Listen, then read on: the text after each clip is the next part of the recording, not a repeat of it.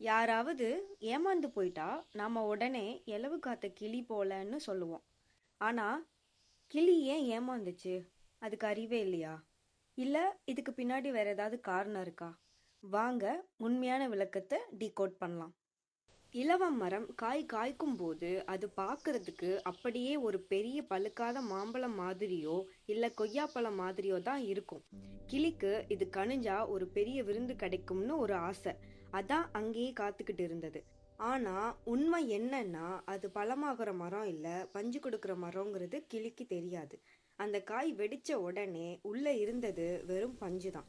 தின்ன முடியாத அந்த பஞ்சுக்காக தன் காலத்தை வீணாக்கின கிளிக்கு கடைசியில பட்டினியும் ஏமாற்றமும் தான் மிஞ்சிச்சு.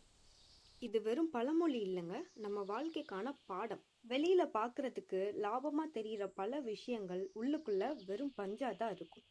ஒரு தப்பான வாய்ப்புக்காக உங்க நேரத்தை வீணடிச்சா கையில இருக்கிற நல்ல வாய்ப்புகளையும் நீங்க இழந்துடுவீங்க. ஒரு காரியத்துல இறங்குறதுக்கு முன்னாடி உண்மையிலே இது பலன் தருமான்னு ஆராயணும். இல்லனா நம்ம வாழ்க்கையும் இலவு காத்த கிளி மாதிரி ஆகிடும். கிளி ஏமாந்தது அதோட அறியாமையால இல்ல, அது பார்த்த தவறான கனவால். நீங்களும் ஒரு பஞ்சுக்காக உங்க நேரத்தை வீணடிச்சுட்டு இருக்கீங்களா? யோசிங்க. பழமொழிகள் புரிந்தால்தான் அழகு. இது போல பழமொழிகளின் விவரங்களை தெரிஞ்சுக்க டீகோடிங் பழமொழி சேனலுக்கு சப்ஸ்கிரைப் பண்ணுங்க.